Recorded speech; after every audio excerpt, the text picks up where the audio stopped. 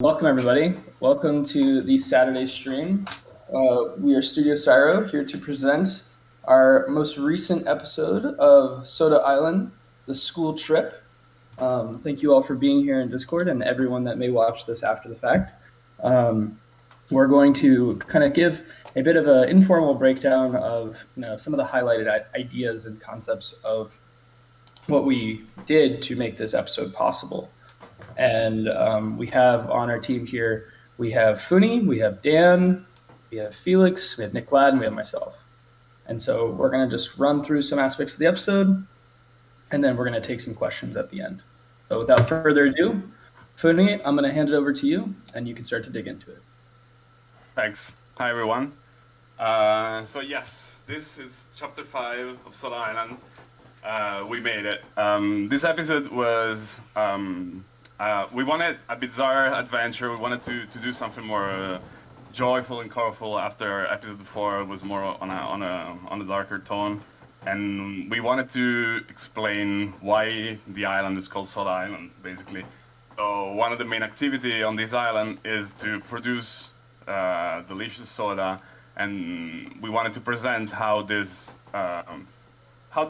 occur continuously, and how all the different creatures and all the different biomes work together to achieve this delicious drink. And we were thinking, how could we present this story in an interesting way? And we realized that it would have been very interesting if someone was learning this process within the universe.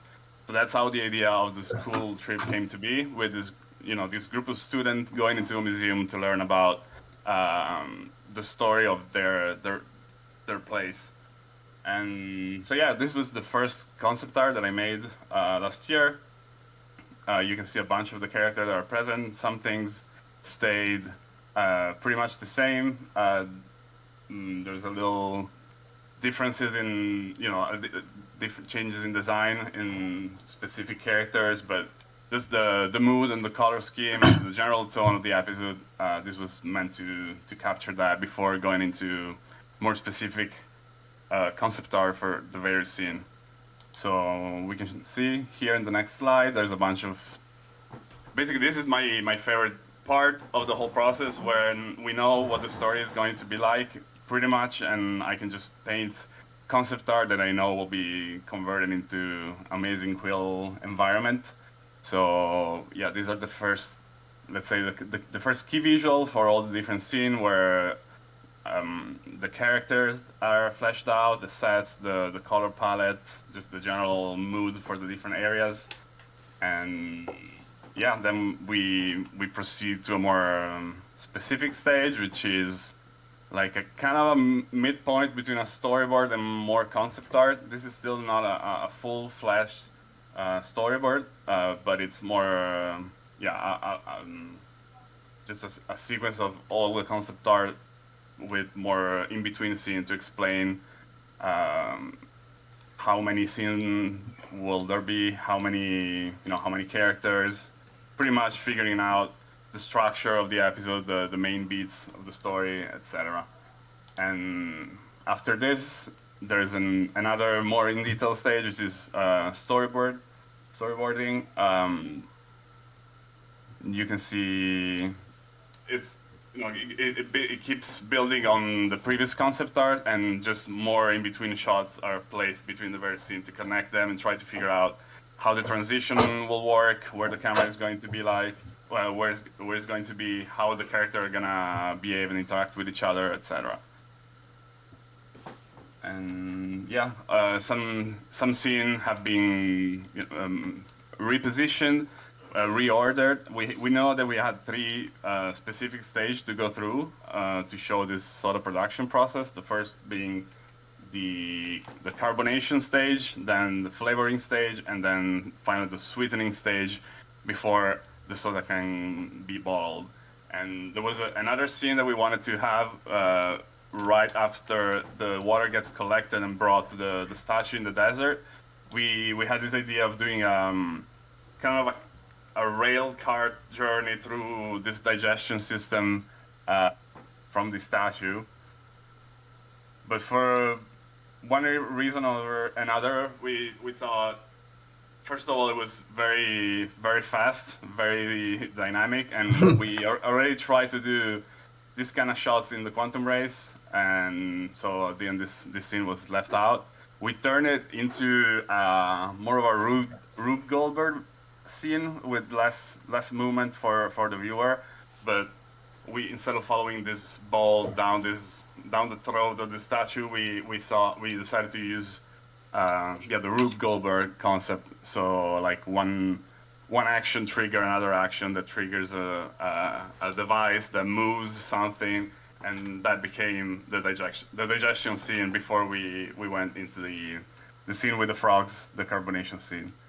And so yeah, this is basically the first part of the process. After the story is outlined and the storyboard is pretty much there, we start doing, like, converting the concept art into 3D scene, and that's, I'm gonna hand it to Felix to talk about that. Basically, when the scene are laid down, we move into Quill. Yep. So I'm gonna pass it to Felix. Okay. Hey. So on the left, there are the first concept arts, and that's basically the first thing we have. And I took them and basically made them exactly like roughly and as quick as possible in Quill, and just to have something to play with, like Lego bricks, if you want to call it like that. And yeah, I did this pretty early. So I think when we still worked on the Golden Record, just to have like a good buffer in at the beginning. And yeah, so and then we take those, everyone is taking those Lego bricks, and we just play around with them. We call it gray boxing or color boxing. That's a term from video games. If you want to design a level, if you Google it, you will know what I mean. And it's pretty rough. So quality is over quality in this stage. We try to get as many ideas as possible. And yeah, we have those concept arts, but we are still concepting. So those concept arts are more like a mood, or like what elements do I want there. But where those elements are, that's something we have to figure out in Quill, because it's much easier. And yeah, so we do also make some speed painting sessions like we did on the last stream, but less stressful. And then we take like an hour or half an hour, and everyone is streaming, and then we show what we got. And on the left bottom, I think that's something I did in one session, and there was the idea born that we could travel with the boat or the cauldron. So it's a lot of playing around. And so here we can see a quilt piece, but we weren't happy with it, so I Funi made a picture and overpainted, and yeah, it's a lot of back and forth. If we need help, can ask Funi if he has ideas for visuals, and everyone is working on each set basically. So, and yeah, that's how it looks in the end. And yeah, the Beaver set was one of the most complicated one, because first it was a big hall, and the camera was pretty set. I think Nicolette can tell more about that. So you can take over. Yeah, sorry, I didn't know I was muted. Yeah, after Dan, I think I might want you to go back to the other slide, but for now you can just keep showing this. I don't know if it's going to loop or not, but basically, so this is the entire set all together, which Felix and Funi kind of tag teamed together to build. And it is one large, super long set. I would say it's probably our longest set, or our biggest set to date, or at least it's the most complex. Maybe the city was bigger in the last episode, but yeah, one huge, super complex set. And as we were building it, we weren't sure if it was going to even work, a set that was this big. And I think that we kind of got lucky with the move to smooth step Quill, because the way that they now treat kind of draw calls is a little bit more forgiving. Things take up a little bit less. So this set was really made possible by that evolution of the technology. And yeah, each of these beavers was animated kind of separately by myself mostly, and the octopus were animated by myself. And it was just a huge task, several weeks, to kind of animate all of these different tiny characters, all kind of interacting and doing various things in this huge kind of monster of a set. And to make it work properly on the quest, we had to do a lot of. There's a lot of moments where things will disappear behind you, just because having all of these. If we had everything showing all at the same time, the set would have to look much uglier. Because I think altogether it's at least 3 million polygons optimized or something. So very, very big and very heavy as a single set. So when you move up to the second area, you kind of hide what's behind you. And I think the set was divided into about 3 or 4 segments, basically, that would turn on as you would get close to them. And there was a lot of work to kind of put myself in the camera position and see, like, oh, is this thing visible from here, yes or no? And kind of turn it on and turn it off in the most like unintrusive way possible. Didn't want things popping in or popping out that you were looking at. So I think in the end it does a good job. If you were to watch the set while you were sitting backwards, you would probably see some things disappearing, but I wouldn't advise you do that. It would probably be pretty nauseating to try to see this scene from any of the non-anticipated angles. Dan, can you go to the next frame or slide? That's me. Oh, that's you. Perfect. I will. Let me actually go into Quill, because I'm going to talk a little bit about animating silence and some more camera stuff that you all have been waiting for, obviously. So let me go in here. All right. You guys can see Quill? Yep. It's really smooth. Of course it is. I've never seen such high frame rate Quill. I don't know what's going on. Well, I guess nothing is showing right now, but we'll see once we go into the file.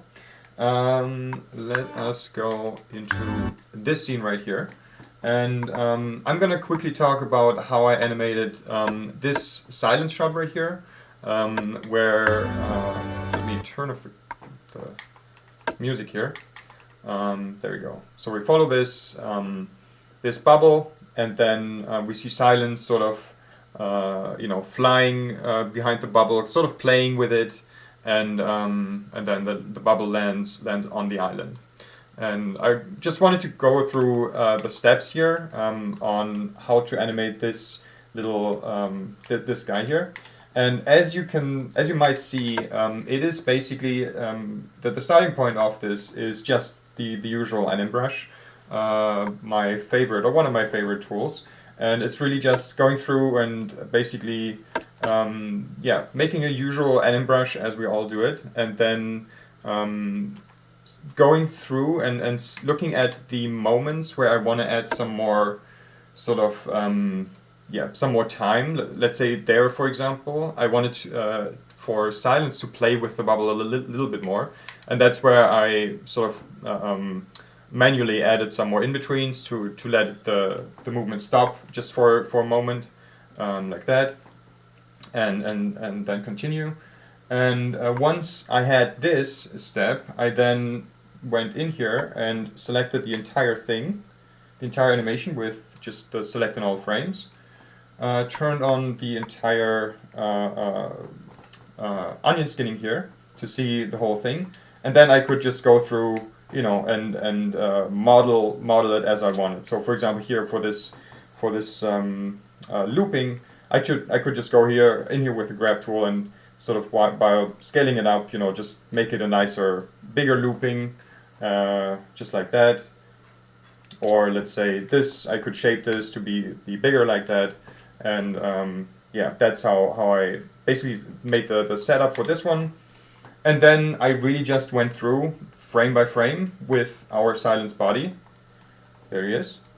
And just took the anim brush as the base, and then just went through and just moved his head sort of frame by frame to where it needed to be, and then added some arms here and there where I needed them. So that was basically that shot, and then at the end he is then switching to another model again as he kind of finishes that movement.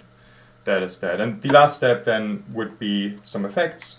This layer here, separate layer, there we go. Nope.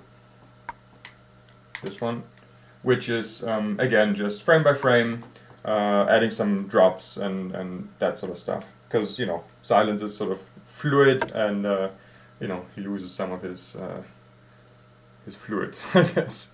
There you go. Cool. I was animating in the whole episode. I was animating, I think, all of the silence shots and some of the character shots, like the wave eater in the beginning.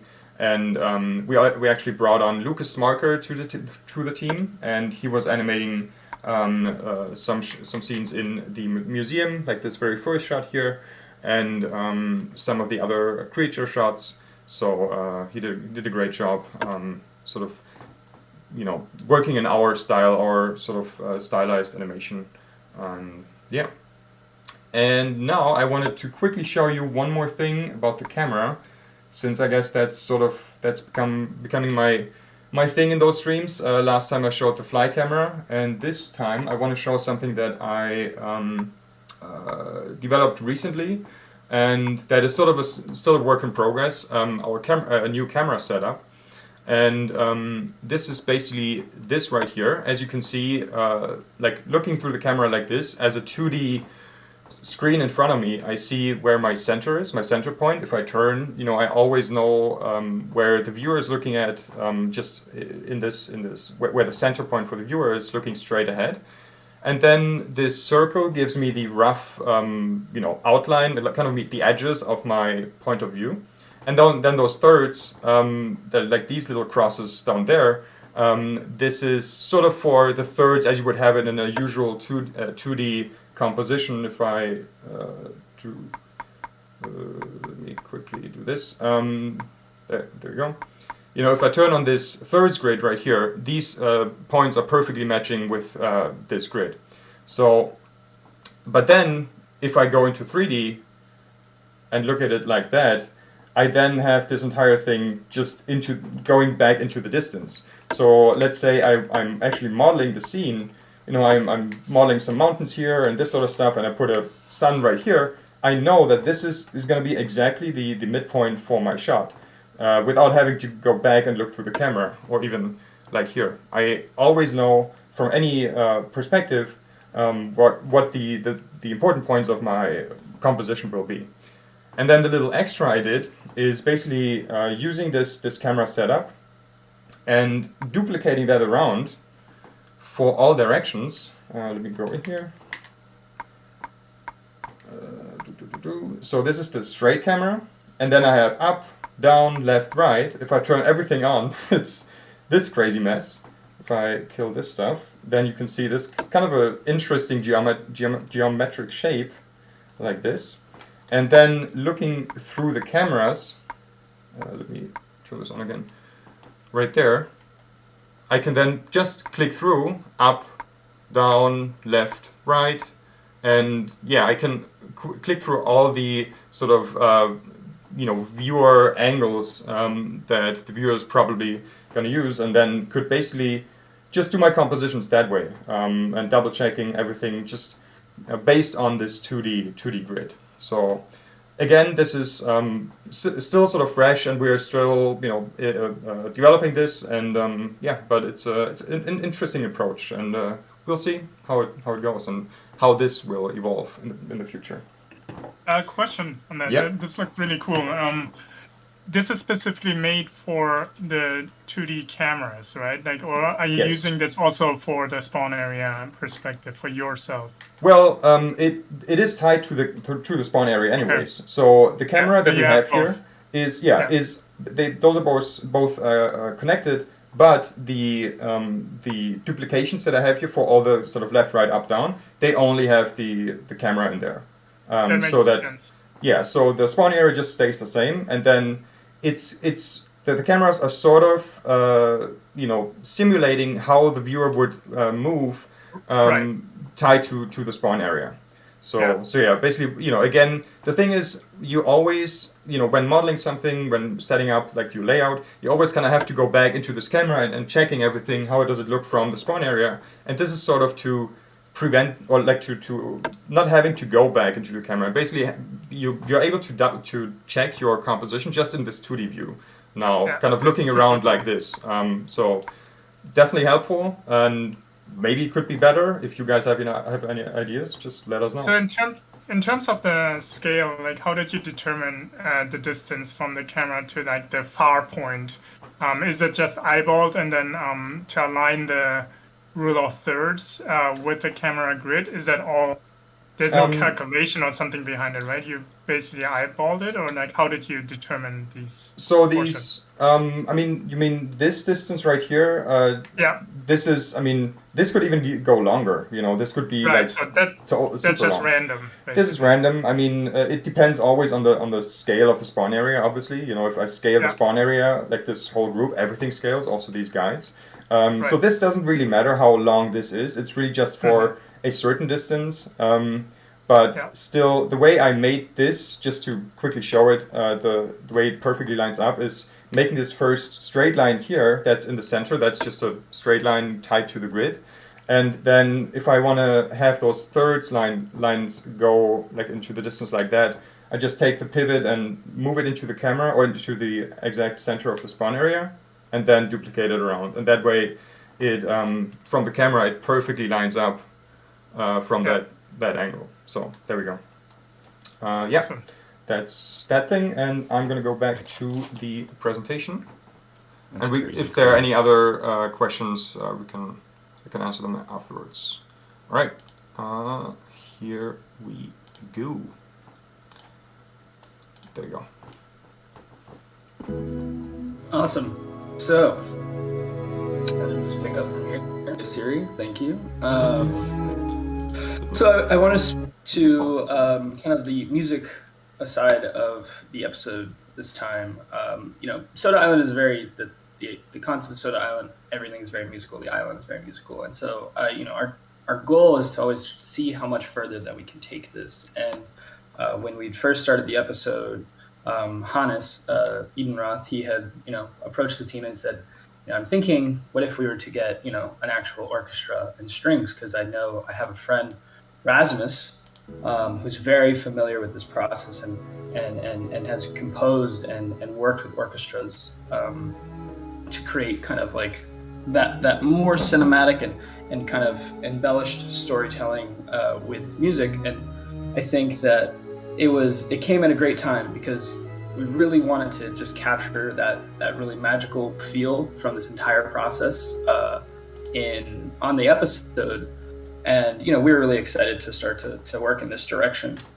And so Rasmus kind of he had been familiar with working with Bagpipe Studios in the past, and they had gathered. Usually they'll gather to go record various projects, and we kind of like slipped in the back door and try to work with them to see if they could record certain sections for the episode.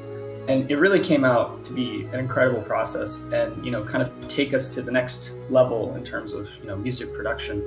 Both Hannes and Rasmus working together to kind of bring not only the Soda Island music that Soda Island is known for, which the history of Soda Island we can go into another day, but if you go back and look into the SoundCloud and you kind of get that electronic music feel versus now this very these real strings and everything that comes together, it makes this really interesting relationship that we brought to this episode.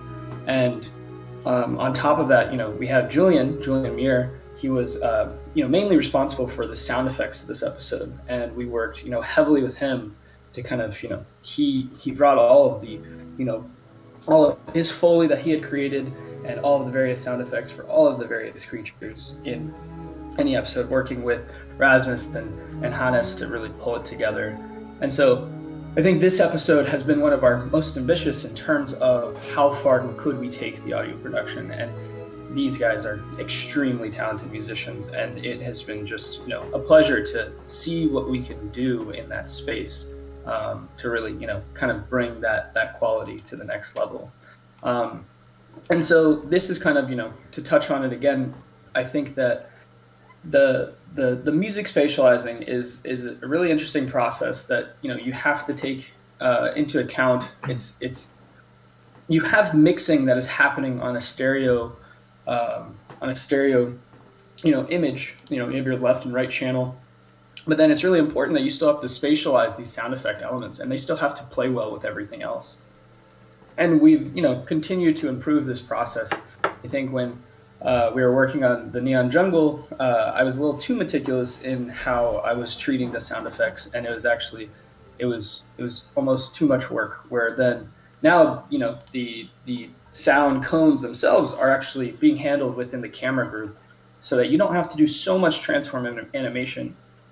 But what I will point out is that you can see how I'm using just transform keys. I'm allowing it to go from one point to another linearly, but then some of it snaps, because in audio, there's the attack of the audio or sound effect itself, and so that snapping kind of also helps kind of bring the user to that attention. But then other things that are more fluid, like silence and his sound effect, they can just kind of play within the general vicinity of him. And to be honest, I haven't really. We have a little bit more control over the audio in regards to the loudness and those factors, where there's so many sound effects and they're all very unique, that attenuation I've come to appreciate in certain instances, but in others I treat everything within kind of the same stereo field, and we will make adjustments accordingly. On top of we have maybe the music layer and the stereo layer. We'll pull those together, and then we'll have maybe 3 stems, which then we can appreciate for the sound effects and any other kind of musical elements that we need to use with our viewer. And kind of to top it off, in terms of spatializing music and spatializing sound, we haven't explored enough in terms of spatializing music, but really because when you use sound effects in VR, when you use sound in general, if you want something to be very pronounced, it has to be very quiet. And so there are scenes like the frog scene, and there are scenes, I'd say the frog scene might be the best example, where things are very quiet on the music front, where then you really can appreciate the sound effects, and you feel kind of that immersiveness from them being, spatialized. But then if you really pay attention to the Beaver set, we have the entire score coming through, and there are still a lot of dynamic sound effects that are happening.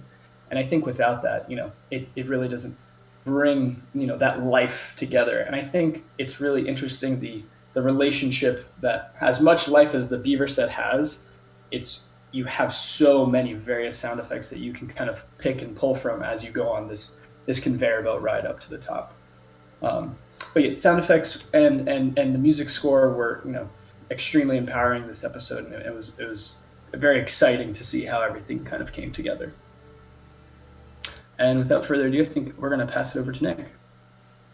Yeah, so I wanted to talk about our Sodex. So for our first season, the first 3 episodes, we were really doing the Sodex by hand. Well, Funi would basically draw the concept art that you're seeing here, and then we would take it into Quill. We would redraw all of Funi's drawings on the pages, and then redo the text as well, which tended to take a very long time to redraw the text in Quill. And then we would have to frame by frame animate the pages turning in Quill with the text. And although this had a really nice result, we had a problem, and the problem was that we would almost always have changes to the text or spelling errors to the text, and we would always have to go back and make corrections to it. And so I came up with a new process for the Sodex that was going to be entirely PNG based. So Dan, you can flip to the next slide. So basically what we do now is we have a setup that takes a series of PNG images that Funi can generate from his initial concept art. We basically have like a Photoshop template. And so there's an action script where we can export those PNGs as strips and then we have a system of groups nested into each other that we basically have, basically have it like this. So every group will control the others. It's kind of like a rig. And what's convenient about this is that to actually change the Sodex pages between Golden Record and now, or even if we want to add more pages to this book, it's not a matter of reanimating it. It's really just a matter of doing an image replace process in Quill and saying, okay, replace these 5 images one at a time with the other 5 images that we have. So let's say we have to fix a typo. We're just replacing the images that have the typo on it. Or if we're saying, okay, I need to do the next page, the animation is the same every time. It's the same page flip. So we just have to replace the 5 images to then have a finished animation with Funi's art. So it makes it really easy to iterate, really easy to add pages. It cuts down a step, and it has a pretty nice smooth look to it. And it's interesting. It pretty much takes up the entire maximum amount of space it could in our project. I think we're at 64. Because if you think about it, each slice is like a draw call. So we have 5 on the left, 5 on the right. The back side of the page is visible. The next page is visible. So we're eating up like 30 draw calls or something just on these pages. But it worked out really well, and it lets us iterate if we need to make changes. We make a lot of spelling mistakes. That's the problem. We have to change it all the time because English isn't my first language, and I write this, and there's always a plethora of spelling mistakes, and that's why we have to figure out a faster way to keep replacing these pages and correct those things. Yeah. Next slide, Dan. I think this is the... Oh, yeah. So with the... Studio Syro is a completely remote company to begin with. And we've been lucky in a way because thanks to the pandemic, a lot of really great tools have come really far, and we've been introduced to a lot of popular new software that's kind of come up. And 2 of those that we've adapted since the Golden Record have been SyncSketch and Gather. So SyncSketch is a really amazing software that lets us upload works in progress of our project, and then people can go to different time frames in the project and they can leave notes.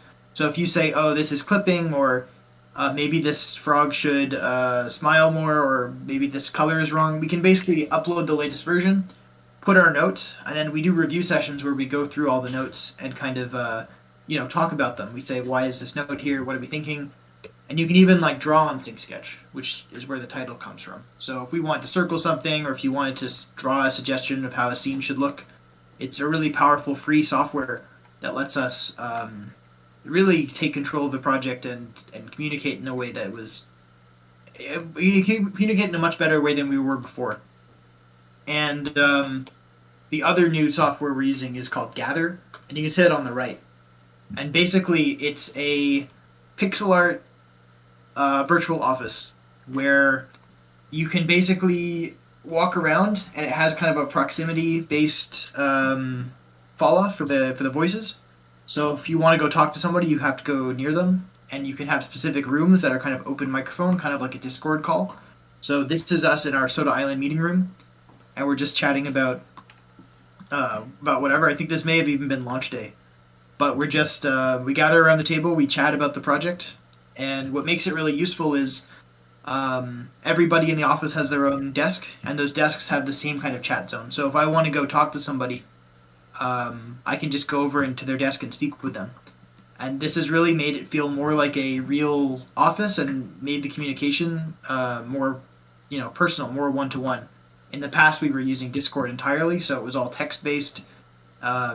In the text channels, things would go all the time. It was kind of, the hours were kind of strange because it was everybody in different time zones. You never knew when somebody was really online, when they weren't. I would be using Discord for non-work related things, so it was just, there wasn't much of a disconnect. But with Gather, if somebody's in the office, I know that they're working. If they're not in the office, I assume that they're not. So it's made a really good, it's made a really good update to our kind of virtual remote office, and also it's been a lot of fun because you can customize everything. As you can see, we have props from our episode.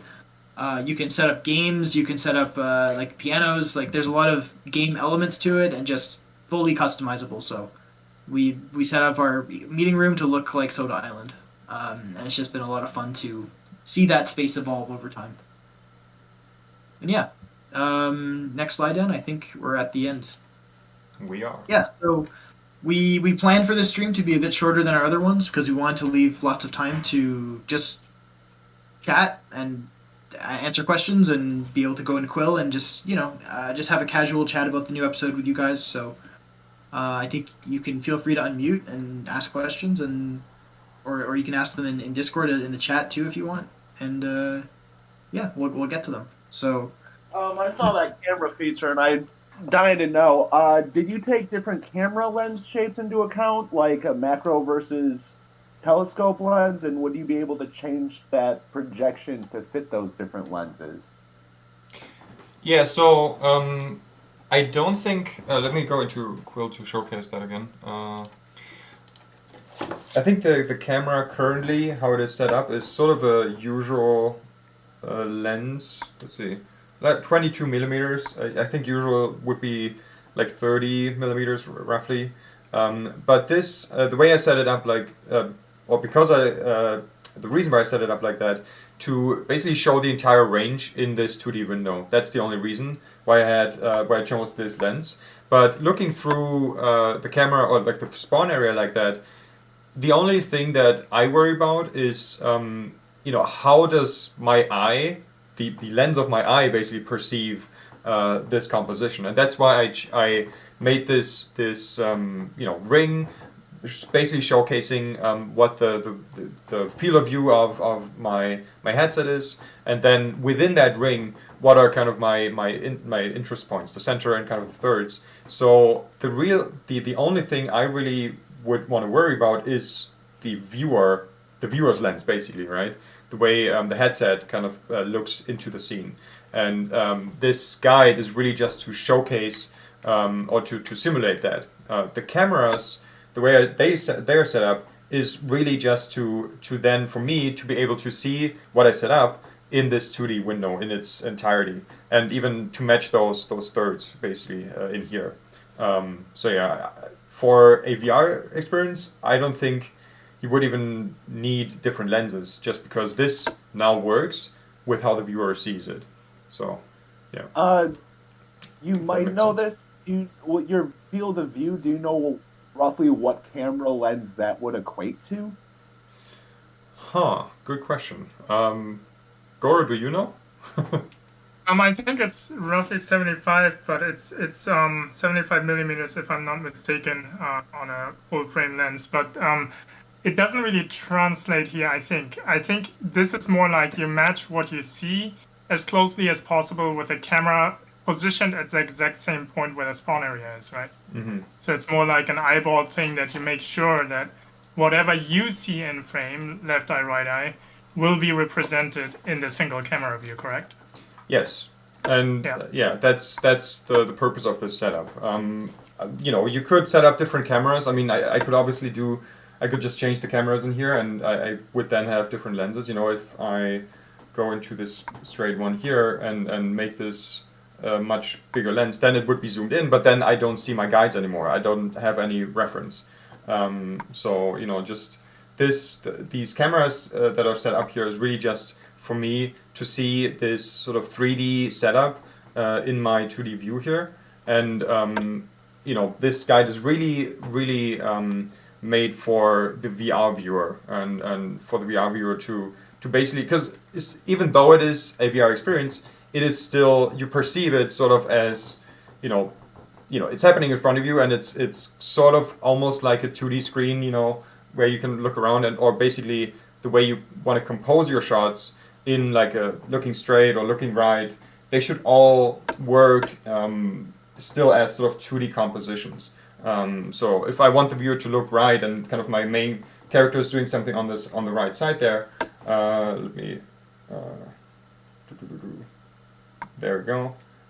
So if this is my right side, then I want to know, okay, this is the main character, maybe in the middle, and then I can place some more objects kind of around it that are still then within that composition for the viewer to not only see the main character, but also just the stuff kind of on the sides. And that's the purpose of this guide, to have sort of a 2D composition setup inside of VR that works for the viewer, if that makes sense.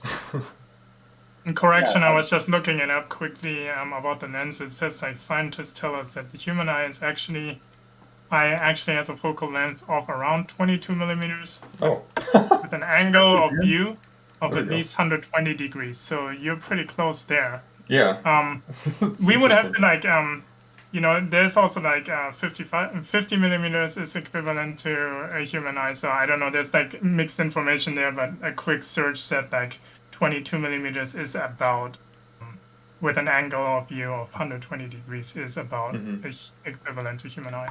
I mean, we are the scientists now. I set this up and it works. You found 22. like this, and I had 22. So who cares about science? This is how we do it. Hey Dan, there's another question here that I think you can answer while you're in Quill, and it's from Stefano asking about how you did the door lighting on the statue, which is interesting because I actually don't know either. I saw it done and I was really impressed, but you never explained it to me either. Well, I think after doing it, I realized there could have been an easier way, but I can try to go through it. So let me think. It's been a while, so how did I do this? These, like three, so this is basically sort of a cell shading shadow that if I play through it, it's running down like this. And the way this is done, I believe these were 3 different layers. This top layer here is this sort of, color. Then the next one is this, next one is this, and so on. And then I would basically just have this, the way these are painted is with slices that run downwards, which enables me to then go into... wireframe? Sorry? A wireframe. Yeah. Wireframe? There we go. I mean, yeah, these are just strips that are in this direction. So, not like this, but really downwards. So that way, then I can, with my transparency here, paint, let me turn this off. I can, delete basically their color. And if I let it play, let me turn this off again. If I then let it play and, run downwards, if I have this transparency set to 0 set and I just push it and then, let it run through, then it automatically basically disappears. Yeah, it's so because these are basically, are they moving down? Yeah, those guys are tied to the main door. So these strips are moving down, but then their color is basically erased at the same time, which is why you kind of see those strips right here, which is kind of making it look like an old game sort of shadow setup. But from here it looks definitely, fine. That's basically how I did it, and I believe there could have been an easier way. I think what I realized is I wouldn't have needed 3 strips. I could have done it with 1 strip and just changing the color basically, without not going through transparency, but just changing the colors. So that's that. But yeah, it took me a while to figure this out, but now you know. So what's the color? You do it the way light works in real life, but you went. I guess. Yeah, my hand was the light. You went against nature. Yeah. Yeah, but so for the total, I'm sorry. Go ahead. Yeah, just I mean this using transparency to just hide something, or even just recoloring it that way while something is moving. And you just hold your brush within it. That's usually a very, very interesting way to just do these kind of tricks. It's the same way as if you kind of, let's say you animate a spotlight in a dark forest or something, and you just go through and just light some areas, like animate it. It's kind of the same thing but reversed. So you stay static as your light source basically, and the thing is moving. So that way you automatically create sort of a shadow or a light side. So yeah, just in terms of how thinking about this approach. But yeah, go ahead. It's a different question, just from a scale standpoint. So what scale do you guys normally build these sets at? like how big is the total set? And do you like to work bigger or smaller? Like what makes you decide what scale you're going to work at? Good question. It really depends. I mean, in VR, you're free to choose whatever scale, and it it I would say our scale usually isn't always the same. And always also it's not necessarily the scale of the set that we build. It's really the proportion of the set to the viewer.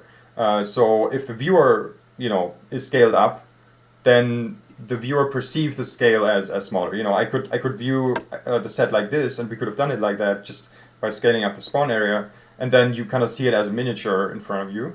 But the way we model the sets are usually we just set a scale reference. Usually we have one file where we have all of our little Sodians in there, just lined up as kind of our character assets. And that's usually our scale reference for all the sets.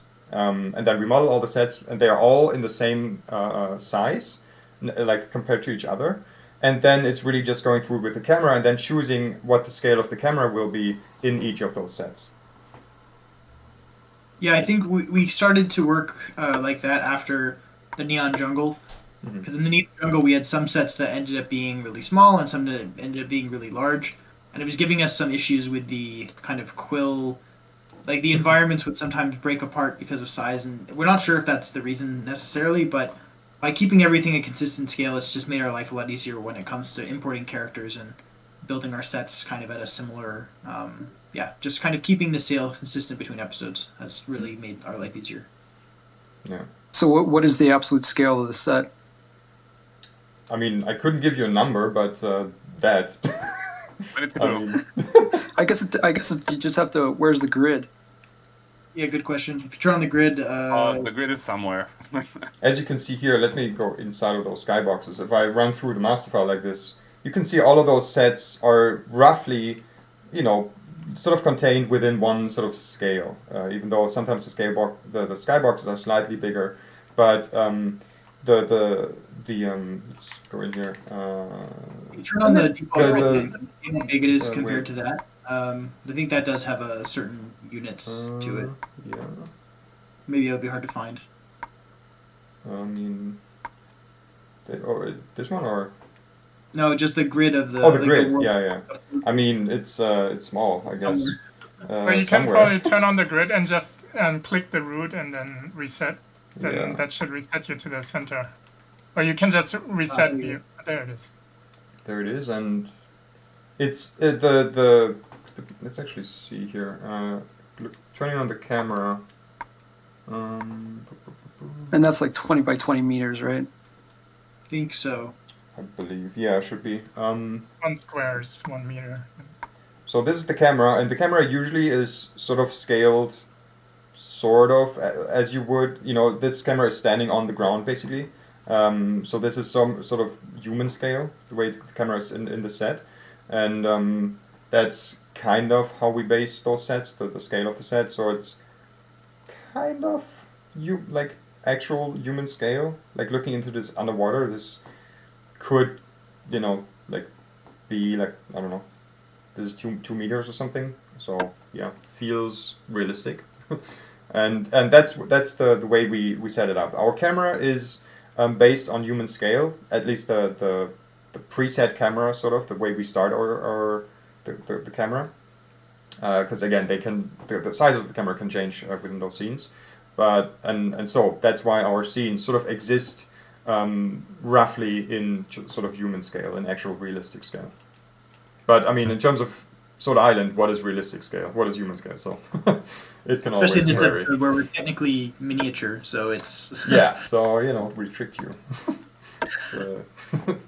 But yeah. And we get tinier on the background. Like foreground stuff is bigger than Yeah, like we small fake far behind. foreshortening of things. Like if you were to grab the house in the background, it would be really small compared to a character, for instance, or really big. It's not built to scale. The distance. Force perspective. And that's also something that kind of a principle on Soda Island, that we always try to play with, force perspective a little bit and make it all look a little bit miniature-like, or just give it that cute feel, or that sort of fantastic just feeling when you're in those scenes, that it sort of feels realistic, but also not really.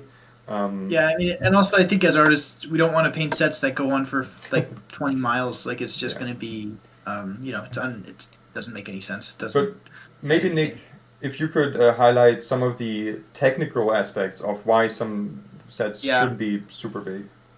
Yeah, we found that if the sets become enormous, then certain things on the quest might start to disappear in the distance, or strokes might start to break, because there's a problem where, not a problem, but if you combine small strokes, like let's say you have some blades of grass in the foreground, with say this entire sky that exists like miles away, the grass will sometimes get compressed and distorted because it's merged with something that's so big and so far. So I'm not sure exactly how Quill operates there, but it does lead to problems when you put it on the quest. So by keeping our sets smaller, we can merge more things together, and we don't have to worry so much about things breaking.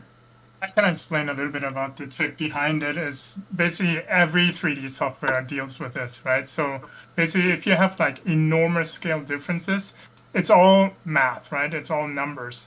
So numbers starts get rounded up, right? So if you have like a very tiny stroke in a huge bounding box of the skybox, for example, then the precision, because the IMM format that Quill exports out to Media Studio compresses at cost of precision, right? So while it looks fine in the Rift because it's not compressed, once you get those rounding errors, you just get visual artifacts, and that's simply what it is. But even if you in Maya, build like a huge cube, it starts flickering and stuff like that, right? Because you just have rounding errors down the line. So it's generally recommended always work in reasonable scales and not try to like blow something out to like 20 kilometers of scale.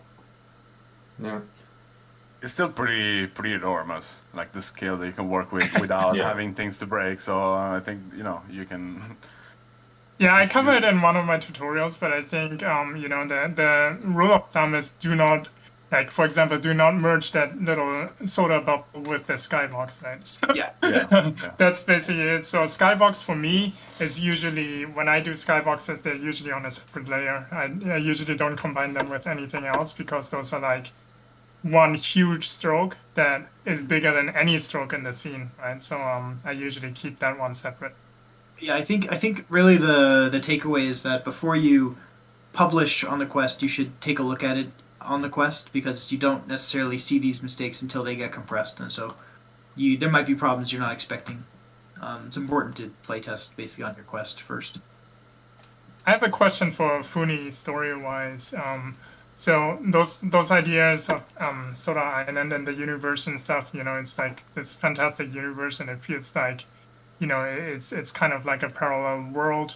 Like for the soda making process and stuff like that, is that something you develop for the specific episode, or is that something you thought about throughout the years of like how the ecosystem works and how what Soda Island is? I think the idea that the whole ecosystem works together to create Soda was one of the first ideas when we started the collective, and just to understand why we were calling the project Soda Island, like what was the reason, but yeah, it was never developed to anything more than that. It was just an idea. Yeah, when we were thinking about the new episode, we thought, maybe we can use that principle, and it would be interesting to see again explain why this place is called Soda Island. So that was the reason. But yeah, we obviously the various process. I knew that the process involved different creature, and it was not going to be like like an industry, a factory where they produce a beverage like they would normally. So, but yeah, we never knew how or exactly how things worked. One thing that was also established was that the main volcano in the island was never meant to be like a volcanic volcano full of magma and lava, but it always was like a giant fridge, like a giant storage full of soda, and that's why there's that enormous straw coming out from the top.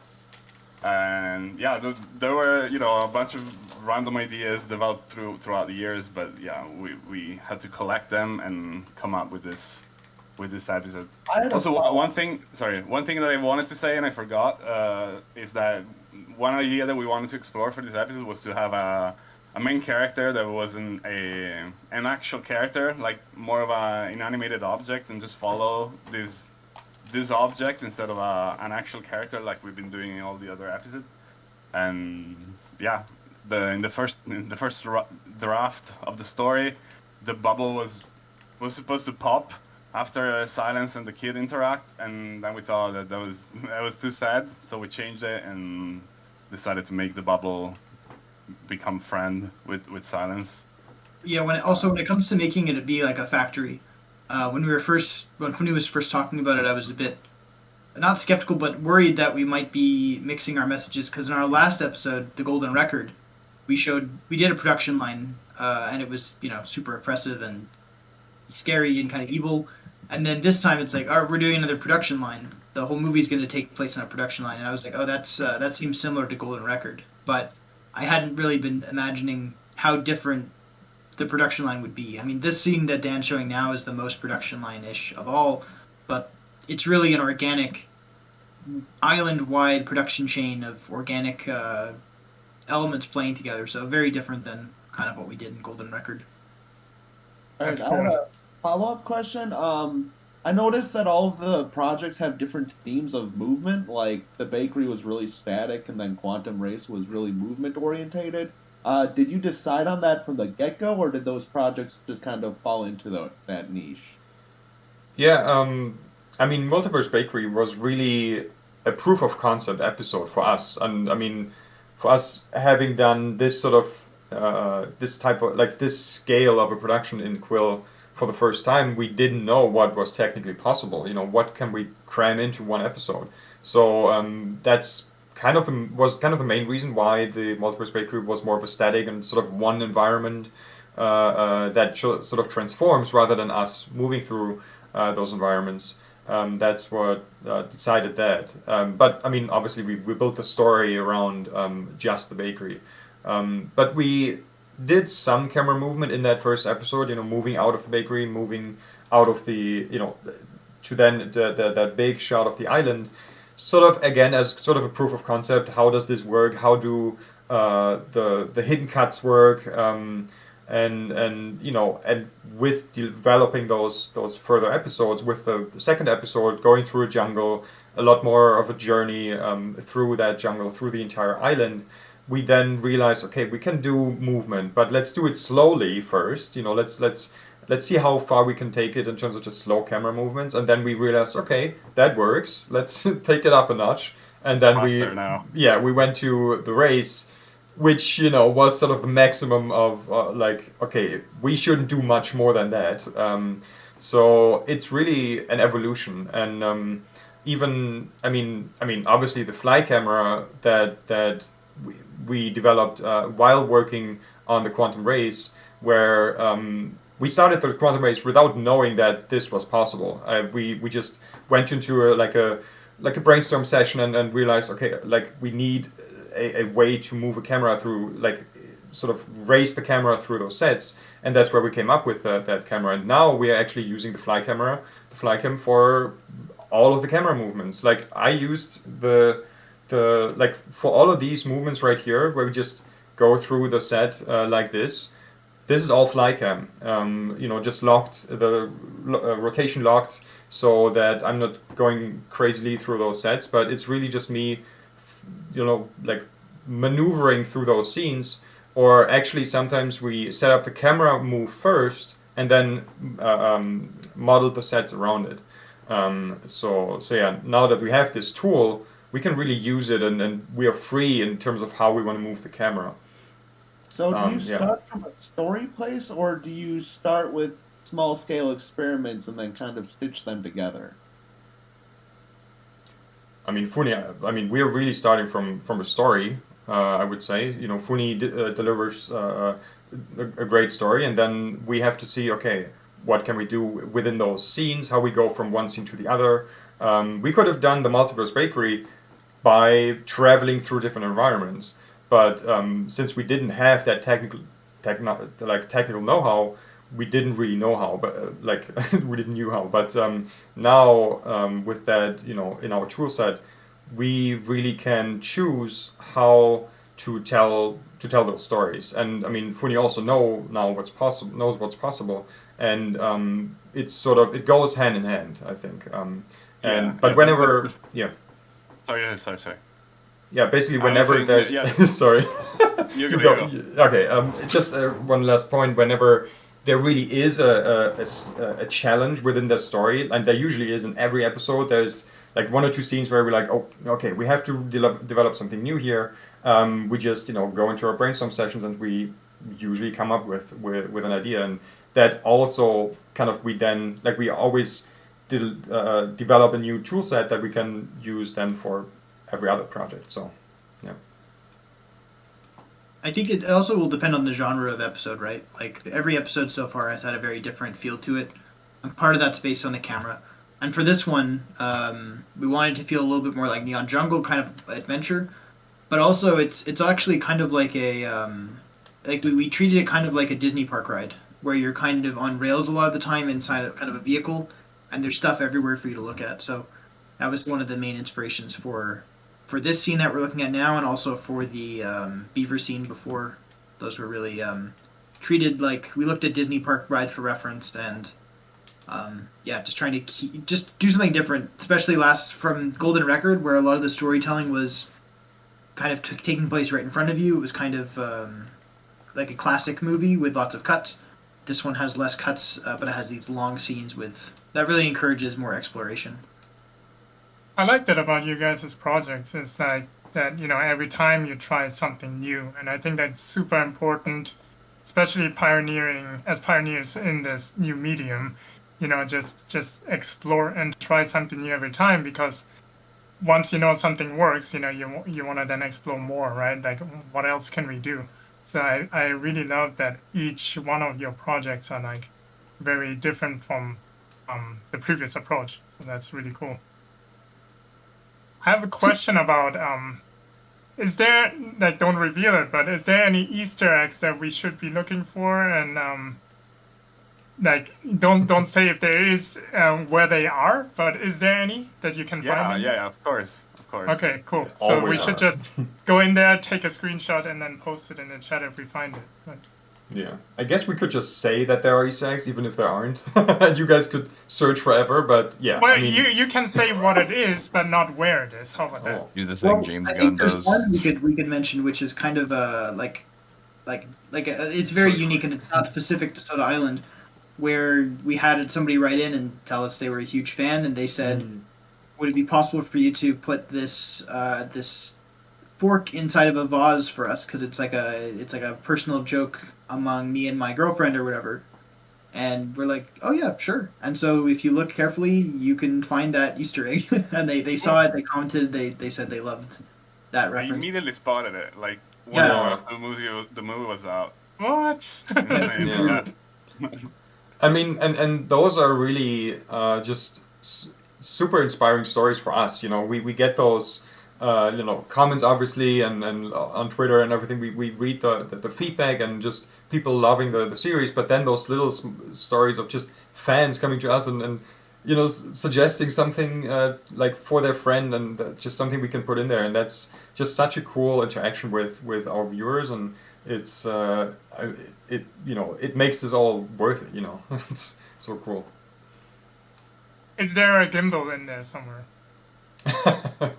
I don't know. Is there? A gimbal? Yeah, we've had gimbals in like. In Multiverse Bakery, you can find a Right. gimbal, and I think in Quantum Race there's one too. I think. I don't think there's any in Neon Jungle. I don't think there's any here, but I could be wrong. I think yeah, we had it first in the race, definitely. If there's a gimbal in this episode, it would be in the museum. Oh, actually, no, we had it in the bakery actually too. Yeah. Yeah, in the bakery Yeah. there was, and I think in Neon in Quantum Race you guys had like the UI. Which is crazy. Well, we'll see. If you find it, let us know. We don't know if there's any. Who knows what Felix and Funi put in here. Speaking of that, there's some Beaver beavers playing chess. Yeah. down that nobody saw for ages. The Wait, ones what? who are right ahead of you. There's some beavers that are like near those blueberries. Like Yeah. these guys. Oh, they're not. Oh wait, God. yeah, Here, there they yeah, are. there they are. It took me forever to find guys. I didn't know they were in here until like the last day of production. And Funi's like, "Can you animate these beavers?" You're like, okay. Look, there they go. Oh. Yeah, Can you that's something that Nick just mentioned earlier. With this huge set, if I scrub through it right here, you see how these different sections sort of turn on and off, with the cauldron going through. Just because there's so many layers, so many beavers animated here, that we really had to squeeze them in, and whenever we pass them and we kind of go around the corner, they just disappear. So this is... Manual LODing. Amazing. And just like the triangles, like for the set too, it's like, oh, we don't want to have the like 2 million triangles on at a time or whatever. I mean, we wouldn't even be able to, but just keeping the amount of triangles as low as possible was important, and so yeah, hiding things was crucial for this. And like I said, I think if I was to take this set into old Quill before the smooth step, I don't even know if it would work. Like, or if it did work, we would have had to sacrifice, probably remove a lot of beavers or do something, because I think the new Quill allows for a little bit more lax on the draw call. It's quite a bit actually, right? It's quite impactful, like, especially if you have a lot of layers.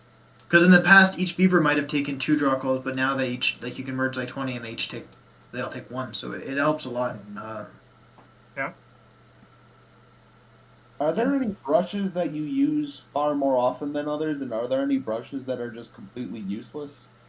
I would say the one brush we have to use a lot is the flat brushes, the flat ribbon brush and the other flat brush, just because they're lighter than the other brushes. Like a single stroke of a flat brush is significantly less heavy than a brush from like a cube. Like it's going to be 6 times smaller.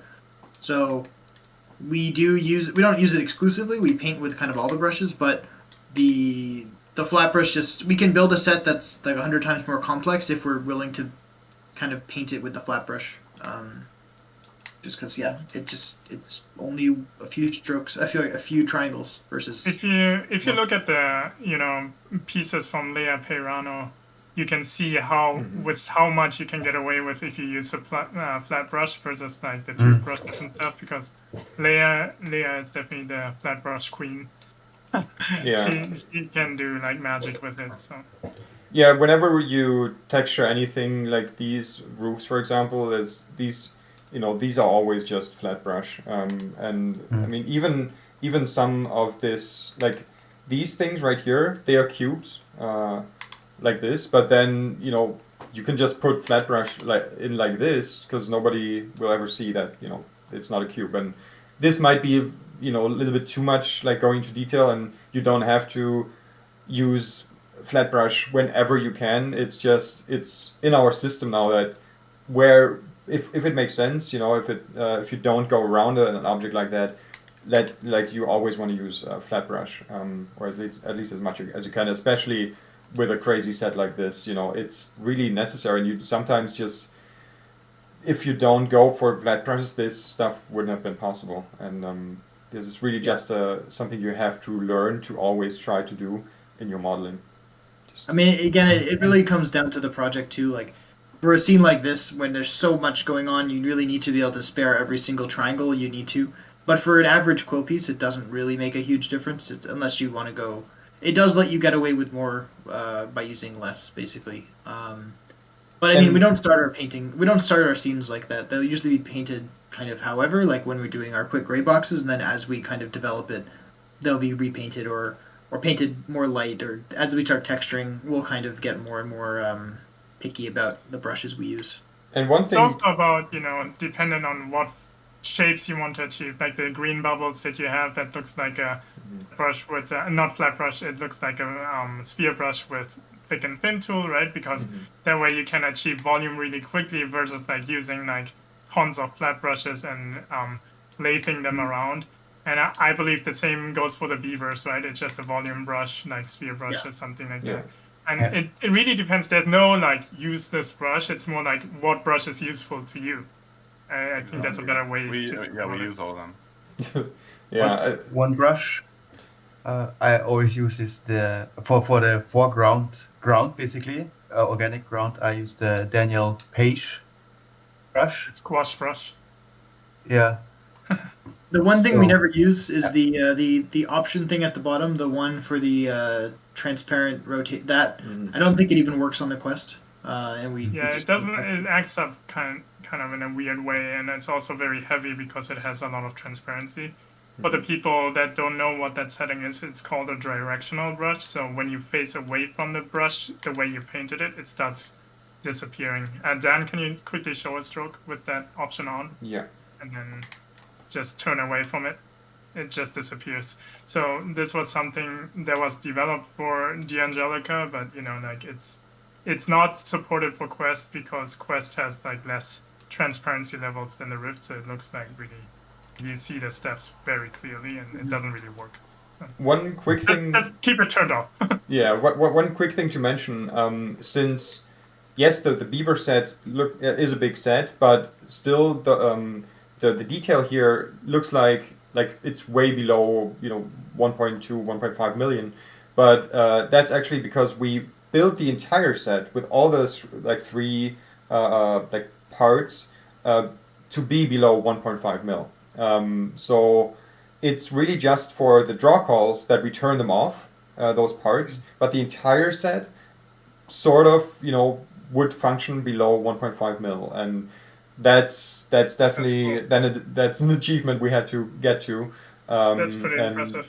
Yeah, but even that, like, we could have put in more detail in all of the sets. Let's say if we turn off the first part and once we go by it, we could put much more detail in the set. But then again, you always have to also look at the file size, the maximum file size for the entire film, and also especially when something is animated like the beavers or those sorts of things, you always want to go for as much detail as you need, but you don't want to put detail everywhere, and then because it's then tricky to reduce everything, to kind of delete strokes. It's one thing to go through with the optimized brush and kind of make the geometry lighter, but deleting parts of your already painted sets, especially when it comes to like texture, that's a tricky thing. So you don't want to run into that issue. I want to point one thing out about this scene that I, was a solution that we came up with. We were talking about the camera and how the camera was being handled throughout this episode. One of the earlier iterations of the Beaver scene was actually quite wide. There was a lot more space between the viewer and the various elements in the scene, where it felt very fast. So there's a part of this production where you're working with the timeline, you're working with setting down the layout and making sure that camera worked, where there's very little modification you can do later in your production. And so when you do come into kind of like these more technical technical experience related items, like how is the viewer going to actually handle this camera? Is it going to be too much for them? Because it is very stimulating. There's lots of things to look at. And so, we discussed it as a team, and one of the best solutions that we came up with was to actually condense it and bring everything a lot closer. I think it also helped us, in terms of our story, in terms of, this action goes into this action. As you actually go through this, your eye goes to the right, you have that motion, and then now we're following on the left once we get to these other beavers. It works kind of in unison with how the set is formed, and I would say that you really need to play with space and scale to really come into any type of camera movement, because we spoke about it. Beaver, the Multiverse Bakery versus something like the Neon Jungle, we're doing more camera movements. But I mean, the viewer is the camera, right? So it's a matter of striking that balance between their decision making and our decision making. Surprisingly enough, no matter how, you've all experienced this before. You've thrown a VR headset on someone and they never look where they're supposed to. This as we've gone through this episode, there's actually a little bit less of that, because of one, the actual motion of the camera, and two, everything is kind of playing out in front of you. And that's just motion versus static positioning. So I would say there's still lots of camera play to be developed. And in this scene specifically, we paid a lot of attention to see how we can really capture that locomotion feel and really nail it with everything that was going on, because there's just so much life in this scene. And we really wanted to get it right. And one thing quickly to mention, talking about hidden cuts, even in a long shot like this, there can be hidden cuts, and there is one right here where we, where there's one moment where we want to turn, a set on that happens later, and at the same time turn off the set that's behind in a specific moment, and that's happening right here with this thing being there to wipe basically in front of the viewer and to hide the back section there for just a couple frames, 2-3 frames, for us to enable to turn on that part of the set at that time. So there, if you really looked at it, you would see right there these houses back there. They are not in there before. Like going through here, they are gone, and then they turn on, and that is like a big chunk of draw calls right there, or just geometry that gets turned on like that, but nobody will ever see that. So even in a shot like this, that's going on for like 2 minutes, you can basically hide things appearing and disappearing. And also the same thing, almost my favorite hidden cut in the series happens right here, where we are awesome. In this set, and just looking through the camera, the way it looks like with this bird going up like this, and then going like this, there was a hidden cut right there, and a pretty massive one. So seeing the set, how it changes from this to this, it's kind of weird, but going into the set, you see this sort of tube that we will then later on fall through, and you don't see it changing because this bird is wiping in front of us there, and it basically is hiding that cut of this tube right there. Genius. There. This is I did this, and I never really noticed it myself. That worked very well, and we had other ideas. We even had a bottle wiping in front of us first. That wasn't quite working, and then I just used the bird to wipe in front of us, and then that's so smooth, and yeah, it just works. And these are just small ideas how you can use things wiping in front of the viewer to just change your sets a little bit and do a little bit of magic for the viewer. So in this case, you don't have like this wipe cut box that you put the viewer in. You were just relying on people looking forward. Right? Basically, yeah. A box like that, it works for specific cases, but in this case, if something is really in front of you and you kind of look at it, if then the box is wiping through, you would really notice it. You would realize, oh, there was a hidden cut. But this way, it's really hidden. It's like just things in the field of view that just you don't even realize it, especially. Yeah, the I watched Beaver it a few times, and I definitely never noticed it. So. Yeah, and it's a pretty massive change. So, but yeah, you can see some trickeries on the side if you're looking around when that cut out, because we had to rebuild the set, this area of the set also to work with that cut. So all the things get slided under you, so we had to have a portion of this final stage to just turn on when that cut happens, so if you're not looking straight, you can see the things move a little bit. But I mean, it's kind of like it is a hidden cut, but it like you said, it doesn't use a box. It's more like magician's misdirection, where you're making them look there, but you're actually doing a trick beneath them. Yeah, they're hopefully just not looking in that area, which they shouldn't be. Yeah.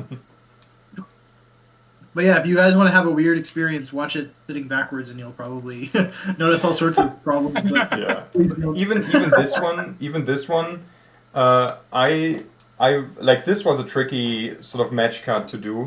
I just decided to use that hand kind of wiping in front of the bottle, and that's it. And as it wipes right there, this sort of at that moment it cuts into a different scene. That basically the background of this entire scene is the same background in the previous scene, and it sort of matches, but the fact that this hand just wipes in front of the bottle gives your eye sort of a, like, again, it kind of hides that cut a little bit more, as if it wouldn't be there, that cut would be a little bit more visible and kind of more distracting. But yeah, just again, this stuff also is just evolving every episode. We find more tricks to just do those hidden cuts and make the experience more smooth. So yeah, always a fun process and challenging. Cool. And one more question actually to the gather thing that you're using, right?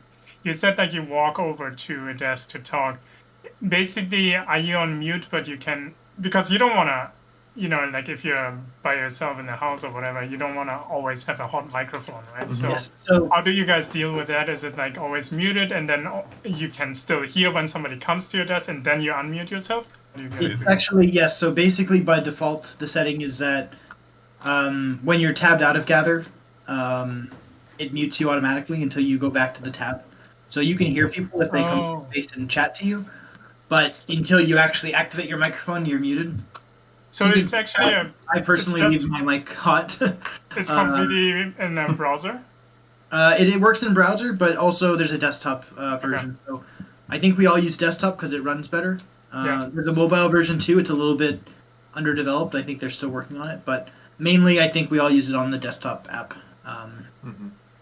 Yeah, and we'd like to do something in there eventually, but we're still cleaning the space, and one day we'll host the virtual animation community for a party there or something. That'd be awesome. Yeah, it's not only cool for virtual offices, but yeah, for events, to have little places to sit and just talk to a small group of people rather than globally. It's really nice to just meet up. It's really just like Discord, with different Discord channels, like voice channels, but with some sense of presence, or just in 2D, and you can still see other people in the room, and it's it's a fun app to use. Definitely has upped our productivity quite a bit, just because you can just walk to somebody's desk, ask a quick question, and go back to your desk. It's not like Discord, you have to write somebody and wait until they're on. You can just see them, look over their shoulder when you can just ask, hey, how's it going with concert art or whatever, and it's great. I don't have to Google all the time zone every time. We have all the time zone displays. It's just super useful. That's cool.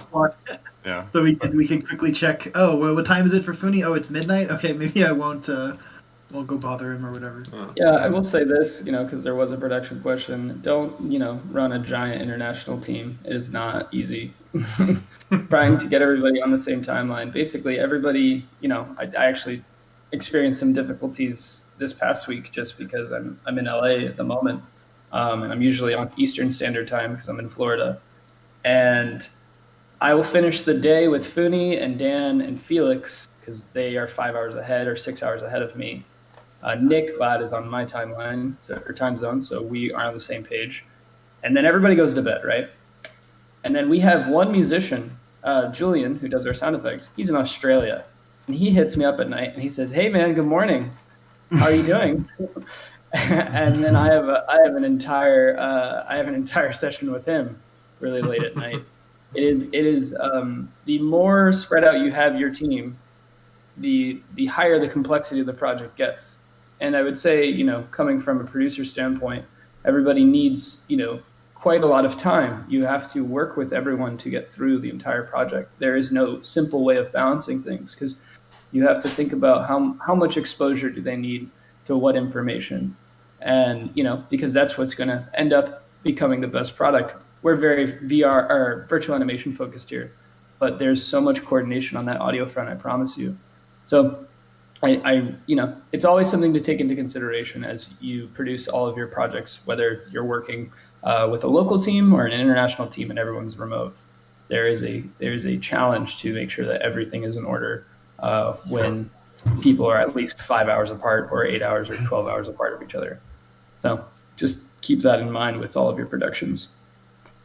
Yeah. But yeah, I think thank you everybody for coming today. It's our pleasure that we get to share, kind of a breakdown of our episodes and kind of, bring everybody into what we're able to do and kind of, help push, virtual animation into the future with everybody here. Always open to what you all think, and we appreciate everybody's support. And thank you to the team because this is another amazing episode that we were able to all put together. And without further ado, thank you to everybody else that checks in the Saturday stream. I think the recording will be up later. So thank you. Thanks, guys. Thanks, everyone. Thanks. Thanks. Bye. Bye. Bye.